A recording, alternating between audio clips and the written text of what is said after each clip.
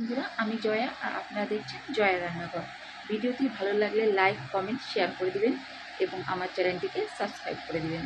চলুন রেসিপিটি স্টার্ট করা যাক। আজকের রেসিপিটি হলো তড়কা তড়কা রুটি। তড়কা রুটির সাথে খেতে দারুণ লাগে। আমরা হোটেল থেকে কিনে খাই, চলুন আজকে বানাই। তড়কার ডালটিকে ভালো করে ধুয়ে 3-4 ঘন্টার জন্য ভিজিয়ে রাখতে হবে। এবার এটিকে একটি কুকারের মধ্যে নিয়ে এর মধ্যে স্বাদ মতো লবণ দিয়ে এবং সামান্য গরম মশলা দিয়ে 3-4 সিটি মেরে নিতে হবে। এর জন্য লাগবে একটি বড় সাইজের টমেটো কুচি কুচি করে কাটা, কাঁচা লঙ্কা কুচি কুচি করে কাটা, আদা এবং রসুন গ্রেট করে নিয়েছি এবং একটি বড় সাইজের পেঁয়াজকে কুচি কুচি করে কেটে নিয়েছি। এবার সামান্য তেলের মধ্যে আদা এবং রসুনকে ভালো করে ভেজে নিতে হবে, সাথে কাঁচা লঙ্কাকেও। কিছুক্ষণ ভেজে নেওয়ার পর এর কাঁচা কাঁচা গন্ধটি বেরিয়ে গেলে এর মধ্যে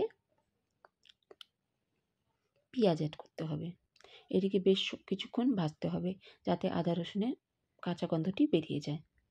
পেঁয়াজ দিয়েও এটিকে কিছুটা সময় ভেজে নিতে হবে লাল করে।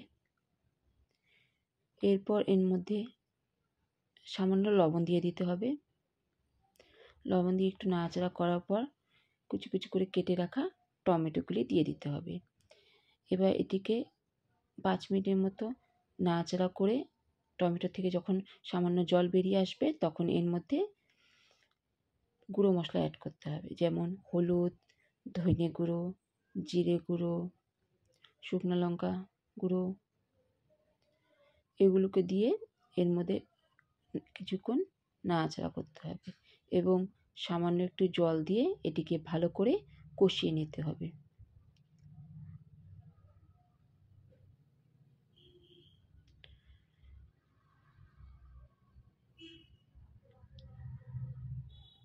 তড়কা খেতে দারুণ হয়। এবার এর মধ্যে সামান্য একটু বিট লবণ দিয়ে দিলাম এবং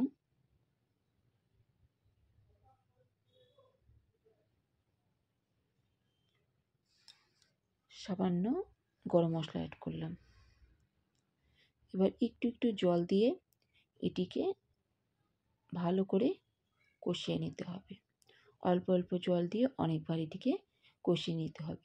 এর থেকে তেল ছাড়লে এর মধ্যে ডিম অ্যাড করতে হবে। ডিমটিকে ভেঙে ডাইরেক্ট এর মধ্যে দিয়ে দিতে হবে এবং আস্তে আস্তে এটিকে নাড়াচাড়া করতে হবে। আমি এটি ডিম তড়কা বানাচ্ছি, আপনারা চাইলে ভেজও তৈরি করতে পারেন। তড়কা যেভাবে তৈরি করা হোক না কেন খেতে দারুণ হয়।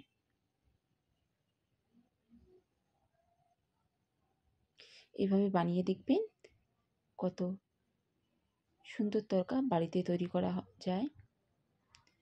আপনি একদম ইচ্ছে করবে না বাইরে থেকে কিনে আনার। এবার এর মধ্যে আগে থেকে সেদ্ধ করে নেওয়া তড়কার ডালগুলিকে অ্যাড করলাম।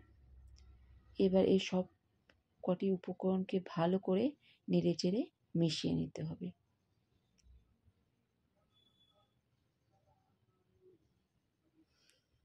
এবং কিছুটা জল দিয়ে এটিকে সেদ্ধ করে নিতে হবে।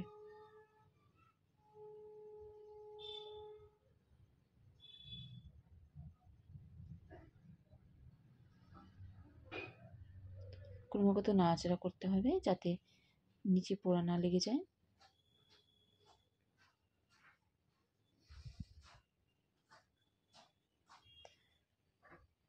দশ 15 মিনিটের মতো ফোটানোর পর দেখা যাবে জলটি শুকিয়ে গেছে। এবার এর মধ্যে 1 চামচের মতো ঘি অ্যাড করলাম। ঘি অ্যাড করলে তরকার থেকে একটি সুন্দর গন্ধ বের হয়।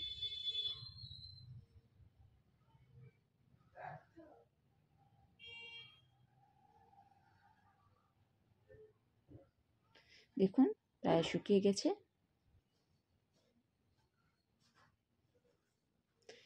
এই মতো অবস্থায় এটিকে নামিয়ে ফেললে তৈরি হয়ে গেল হোটেলের মতো তড়কা। দেখুন তৈরি হয়ে গেছে তড়কা। এটি আমি রুটির সাথে সার্ভ করেছি। কেমন লাগলো দেখে জানিও। বাই।